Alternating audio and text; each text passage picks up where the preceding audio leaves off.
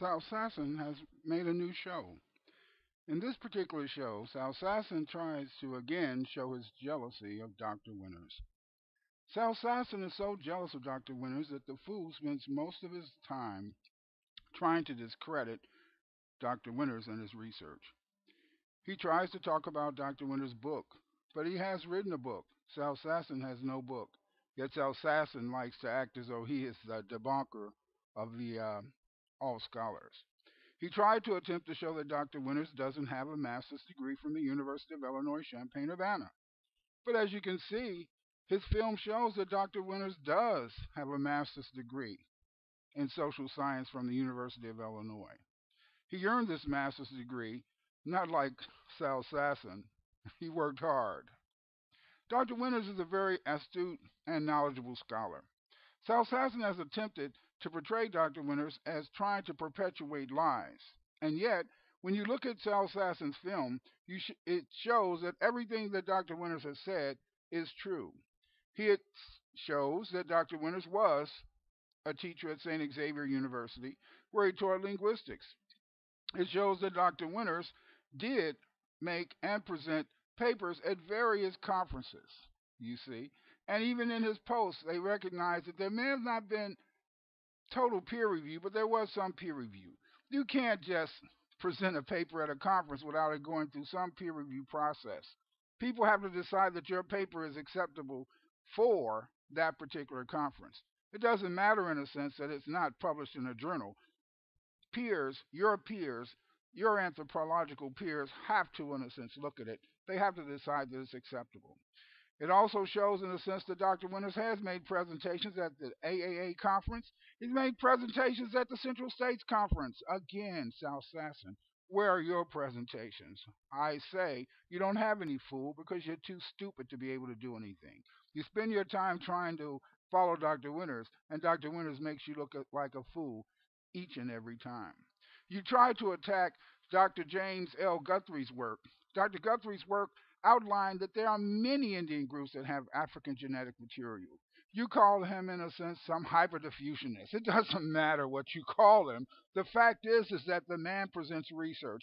He documents his research. He shows that the material that he's talking about is accurate and true. He didn't make it up. You talk about Lesker and his article, but you did not show, and you can't show, that Lesker did not say, and I repeat, the variation of Indian ancestry among the studied Indians shown in general a higher proportion in the more isolated groups, except for the Kora, who are as isolated as the Wushao, and have not only a lower frequency but also a certain degree of black admixture. The black admixture is difficult to explain because the Kora reside in a mountainous region far away from the coast. He admits that these Kora have black ancestry. It doesn't matter if it's 1%, 2%, or 3%. How did it get there? They don't live around black people. They weren't exposed to black people, fool. It got there because of the fact that it came from their ancient relations with the Olmecs who came from Africa. The next thing you do is you talk about the fact that the Olmec people, in a sense, were an indigenous people. You show all these pictures of mestizos. Yes, mestizos. These are not Indians because the Mayas do not look like the Olmecs. These people are people who have become admixed with Africans since the slave trade. To this admixture, they show Negroid features. They show these features because of their African ancestry. You posted a comment by Marian Jimenez Roman. You see, you read it and you didn't even laugh because even Miss Jimenez says the vast majority of Mexicans have an African ancestry. Fool. That means, in a sense, that if the vast majority of Mexicans have African ancestry, that means, in a sense, that what you're talking about is absolutely false. Many of the people that you have put in your photographs and that you pass off as Indians are not. They're mestizos. They're mixed with Africans, fool. Dr. Marco Polo Hernandez Cuevas, associate professor of North Carolina Central University, has written a very important book. His book is called African Mexicans and the Discourse on Modern Nation. This is a very important book. And this is an important book because it also talks about the fact that more than 75% of the Mexicans have African blood. Dr. Marco Polo Hernandez, he has done considerable research. He's written this fine book, and in this book, he observes that mestizos, or people of mixed blood, constitute the largest percentage of the total population of Mexico. It is generally reported that mestizos represent anywhere from 55 to 80% of Mexican people. The common belief, even at present, is that this group or minority is the result of the exclusive mix of Amerindians and Spaniards.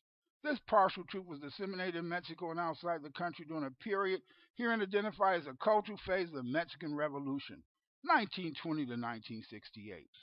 Today's Mexican mestizos, known throughout the colonial period 1521 to 1821 as Mixtacas or Castas, began to be born shortly after the Spanish invasion in 1523. Yet to be acknowledged is the fact that these Mexicas were the daughters and sons of an array of mixed people. Yes, he says this in the African Mexicans in the Discourse on Modern Nation. Again, these people that you talk about as Indians are mestizos. They're messed with Africans, just like you are. Yes, you have African blood, but it's not African blood from 60,000 years ago. It's from those poor slaves that your white fathers and your white mothers persecuted, prosecuted, and beat horrendously. Yes, you admit in your film. He goes on to write, mestizos are people of mixed blood. They constitute 85 to 55% of the population. He notes that in 1946, Gonzalez Aguirre Beltran added another dimension to the problem when he discovered a black population in Mexico's South Pacific coast. He classified mestizos as Indio mestizos, Euro mestizos, and Afro mestizos based on appearance. As a result, the term Afro mestizo seems to have become a synonym for the visibly black portion of Mexican mestizos in a growing body of academic work. The problem with this perception is that it creates an artificial division of Mexican mestizos based on the way people look. For instance, the black or African root of Mexican mestiza has been referred to as the third root. This is the case of visibly black Mexicans appears erroneous. In some instances, it seems more appropriate to call the African element the first root, in others the second or the third or fourth. It should be clear, particularly in the light of new readings of history, that a considerable part of Mexican mestizos, even many whose appearance would make one believe otherwise, possess black genes. These Olmecs, these people who you try to pass off as Olmecs are not Olmecs. These people look like the Olmecs because of their African ancestry, fool. He goes on to write, the majority of Mexican mestizos are descendants of the hundreds of thousands of black Africans enslaved people that started to be brought to Mexico from the onset of Hernan Cortez's invasion. On the one hand, this understanding is crucial to dispel the myth that Mexican mestizos are the offspring exclusively of American Indians and Spaniards.